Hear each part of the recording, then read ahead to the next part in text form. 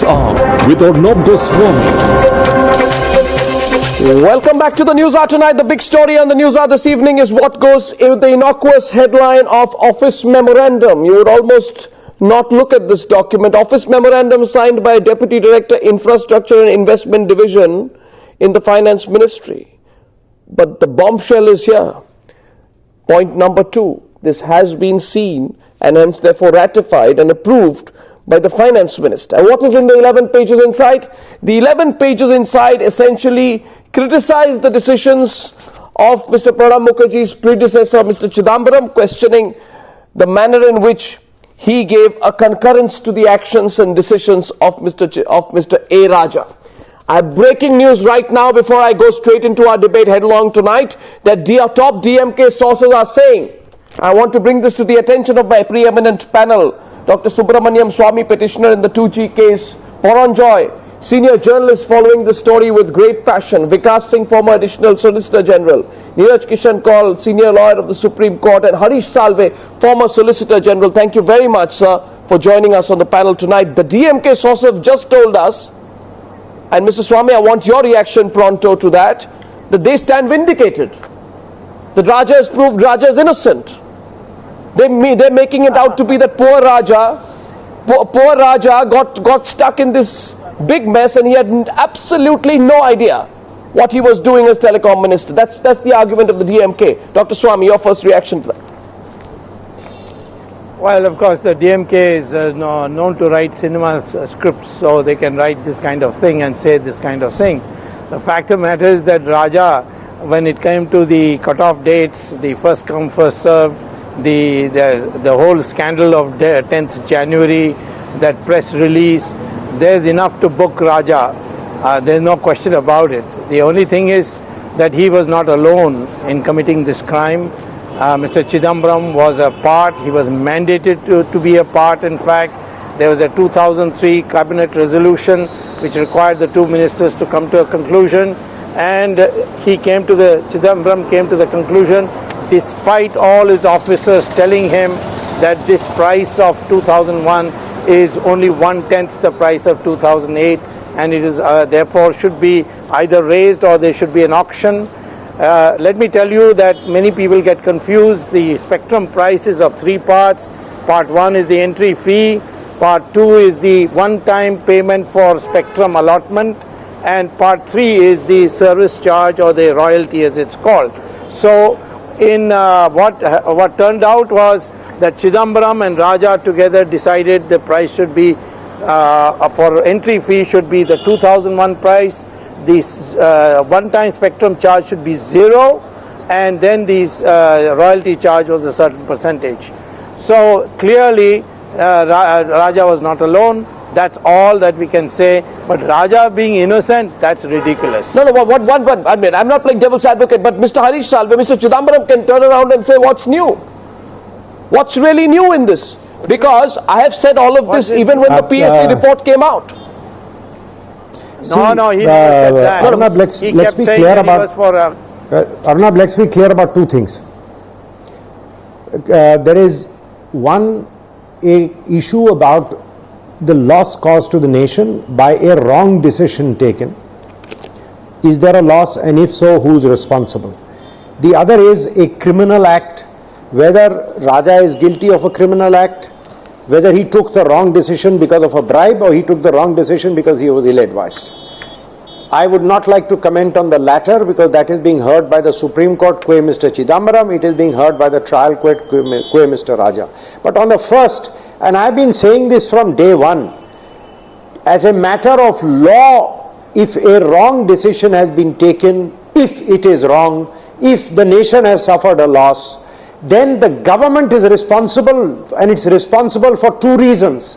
First of all, under our constitution, you have joint and several responsibility. It's collective responsibility of the cabinet. Secondly, the business rules, Raja cannot take this decision on his own. Those are checks and balances within the system. The system has meshed and worked together. Now, Minister A may have yielded to the view of Minister B, but that doesn't mean the responsibility as a constitutional functionary is diluted. No, but Mr. Salve, maybe colleagues on the cabinet, perish the thought. Mr. Salve, yes. Are you, See, Mr. let me Salve, finish. putting This is Mr. Raja and important. Mr. Chidambaram's role and actions in this on the same level? Because you see, Mr. Salve, I am saying each and every person in the cabinet. no, nature of the Collective responsibility. Sir, nature of the charge and the accusation. Raja is not just Raja's. Baba, 1 minute. Mr. Salve, Raja's accusations are different. Arnab, be clear about one thing. Yes. If I am in the cabinet and a colleague comes to me and says, I am selling this for 1,000 rupees and I think that is good for the country, I may start by saying, no, don't do it. I may end up by saying, fine, I agree with you. Yes. Now, am I responsible for that decision? Yes, I am. What, did I know he's doing it because somebody has paid him a bribe? If I knew that, then I am a conspirator. I may have thought he has good reason for doing so. I don't agree with you. No. So let's be very clear on where the lines are divided. The criminal bit is being heard by Supreme Court. I don't want to comment. But this is important for us as a nation. But where decisions like this are in question, there has to be responsibility of the government. And factually, even the Shivraj Patil report shows everybody talk to each other. Somebody may have yielded to the view of the other. That doesn't mean the responsibility goes away. No, I'm not arguing for Mr. Chidambaram, but Pawanjay has raised his hand out there. My question is, can Mr. Raja turn around and say this, that hello, because Mr. Chidambaram, in his note to the Prime Minister, seemed to be backing me, hence that is an argument for my arbitrarily changing the cut-off dates to benefit certain companies and the timing of submitting documents. It repels an argument of arbitrariness. Oh yes, it answers the charge of arbitrariness. Or no, taking a bribe is another matter. It answers the charge of arbitrariness. Okay, Pawanjay is coming in. Pawanjay, this is interesting. Yeah. or no, it is correct that the government has to act as a collective body. That's important, sure, that's very, very important.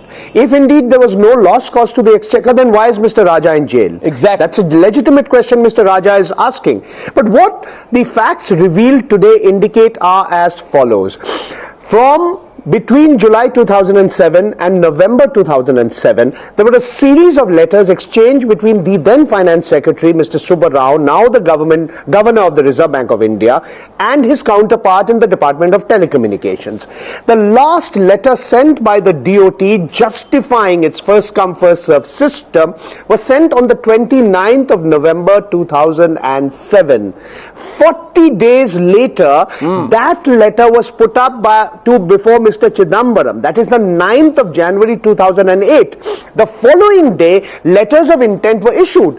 Why didn't Mr. Chidambaram put his foot down even 24 hours before those letters of intent were issued? That's point number one.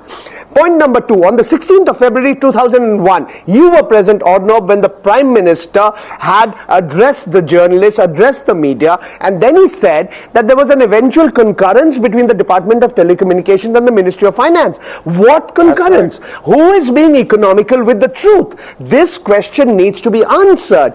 Why was a meeting of the Telecom Commission, in which the Finance Secretary was a member, which was scheduled for the 9th of January, suddenly postponed to the 15th of January. Last point, even after those letters of intent were issued on the 10th of January 2008, many months later they were converted into into licenses. The government had enough opportunity, should it have wanted to scrap those letters of intent. Why didn't it do so? The short point, it was not just Mr. Raja, it was the then Finance Minister, it was the then Prime Minister. They apparently knew what was going on. Now it's up to the courts, it's up to the Supreme Court of India to decide who was responsible, who was not responsible. As Mr. Harish Salve says, there is a criminal aspect to it, there is the policy aspect to it, and there's a loss to the exchequer aspect to it. These are important issues that have to be decided by the highest court of the land. Now, there is a 2003 cabinet decision, if I'm not mistaken, 31st October 2003, which calls for concurrence between the Telecom Ministry and the Finance Ministry in this matter. There is, and Mr. Chidambaram... Precisely. No, so there is... It's then the business rules, Arnab, it's then the business rules. Why wasn't then... You can't take a decision like this without an EGOM set up? Why didn't this matter go up to the cabinet? Well, I mean, obviously the Prime Minister knew about it. These are the questions that have to be answered. The question is, so when there was no concurrence, how could the Telecom Ministry have gone ahead? If there was no concurrence, let me get Neeraj Kishan call into this. How do you view this, besides the political impact of it, of Pranab Mukherjee criticizing a decision of Mr. Chidambaram? Arnav, I completely agree with Mr. Salve. These are not decisions taken by a minister or a department in isolation. These are very major policy decisions with huge ramifications involving scarce resources, huge revenue implications in it. Surely there is collective responsibility of the cabinet, and others can't just wash their hands off and say we had nothing to do with it. And definitely the government of the day would be answerable. Of course, Raja in his own way may be answerable for it. But the fact is the government knew about it, and that is what these notes show. And Mr. Salve again rightly said, criminal culpability is quite another issue which the trial court is seized of, which the Supreme Court is seized of, would be decided. But all these notes go to show whether it is the startup spectrum of 4.4 megahertz or the entry fee or the user fee, the departments were in the loop, everyone knew about it. No, so, no, what is incriminating in what has come out? Vikas Singh. No, incriminating I don't think we can comment on or is proper to comment on, because that's something which is being looked into at the moment by the courts. But what is important is... I'll tell you, the difference is de facto concurrence. One is responsibility to be taken under the rules, the other is de facto concurrence. Sir, the same letter, Mr. Salve, you know, I don't want to keep arguing with you on a question of, on a legal point, but I must follow up by asking you. The same letter was cited by the PAC to question the then FM's role. Chidambaram had at that point given a detailed reply. Right. That matter is pending in court. So are we jumping the gun? Is Mr. Subramanian Swamy jumping the gun by proclaiming Chidambaram's guilt? Mr. Swamy is smiling. First, let me get Mr. Salve's opinion. Coming back to you. Vikas Singh, straight after that to you. Yeah, no, let me tell you, whether Chidambaram is conspired with Mr. Raja to commit a criminal offence is a matter which has to be seen completely separately. I don't want to comment on that. These letters show, and I think what you said earlier on in your bulletin is correct, these letters show that the decision which allegedly led to the loss, if you accept the philosophy that there has been a loss, then that decision was taken in full knowledge of and therefore in concurrence with all the ministries, particularly finance ministry coming together, stands established. The moral culpability, the legal culpability is that of the government and all the departments. The criminal culpability is a separate matter. Well, I want Subramanian Swamy to respond. Mr. Subramanian Swamy, question here is simply this: as a politician, is this a concentrated effort to drag the Prime Minister and then Finance Minister into this mess? Well, there's no question of dragging the Finance Minister. He is guilty as hell. He has been denying all this time. He's been playing on both sides. He's been using the media to make out that he's a paragon of virtue. The fact of the matter is that the decision was taken jointly and not over one meeting, Raja going to him and asking for advice. They met 4 times, then they went together to meet the Prime Minister. You're making an accusation of conspiracy. You're making an accusation of conspiracy. Absolutely. There was a meeting of minds. These are actually the trial court matters. No, right now in the Supreme Court, I'm only saying... That's an inference. In the Supreme Court, I'm only saying that Mr. Raja is not alone in making this decision. If Raja can be prosecuted, then let us find out why the CBI thinks only Raja is responsible. What about all these documents? CBI has to give an answer, or it has to interrogate Mr. Chidambaram. That is all. That's a limited prayer in the Supreme Court. Now, the government has said the matter is going on in the trial court. Now, you want it in the Supreme Court. You've been accused of trying to, jump on 2 ships at the same time, or something to that effect. I'm afraid this is all half-baked knowledge. In the Supreme Court, I've asked for a CBI inquiry, which I cannot ask in the trial court, because Supreme Court judgment says only the High Court and the Supreme Court can grant a CBI inquiry. In the trial court, I've asked a different prayer.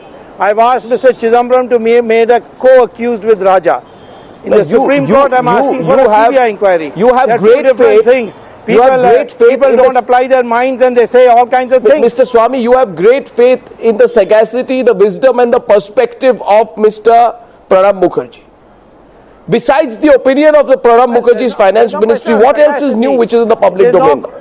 There is no such sagacity. I have seen his letter to the Prime Minister, or the approved letter to the Prime Minister. All has been cross-checked with documents I have already filed in the court. and therefore I find what he has written is extremely credible. Decisions of Mr. A. Raja. I have breaking news right now before I go straight into our debate headlong tonight that top DMK sources are saying, I want to bring this to the attention of my preeminent panel, Dr. Subramanian Swamy, petitioner in the 2G case, Poranjoy, senior journalist following the story with great passion, Vikas Singh, former additional Solicitor General. With Arnab Goswami. Welcome back to the News Hour tonight. The big story on the News Hour this evening is what goes with the innocuous headline of Office Memorandum. You would almost not look at this document. Office Memorandum signed by Deputy Director, Infrastructure and Investment Division in the Finance Ministry. But the bombshell is here. Point number 2. This has been seen and hence therefore ratified and approved by the Finance Minister. And what is in the 11 pages inside? The 11 pages inside essentially criticize the decisions of Mr. Pranab Mukherjee's predecessor, Mr. Chidambaram, questioning the manner in which he gave a concurrence to the actions. Poor Raja got stuck in this big mess and he had absolutely no idea what he was doing as telecom minister. That's the argument of the DMK. Dr. Swamy, your first reaction to that? Well, of course, the DMK is known to write cinema scripts, so they can write this kind of thing and say this kind of thing. Neeraj Kishan Kaul, senior lawyer of the Supreme Court, and Harish Salve, former Solicitor General. Thank you very much, sir, for joining us on the panel tonight. The DMK sources have just told us, and Mr. Swamy, I want your reaction pronto to that they stand vindicated. That Raja has proved Raja is innocent. They're making it out to be that poor Raja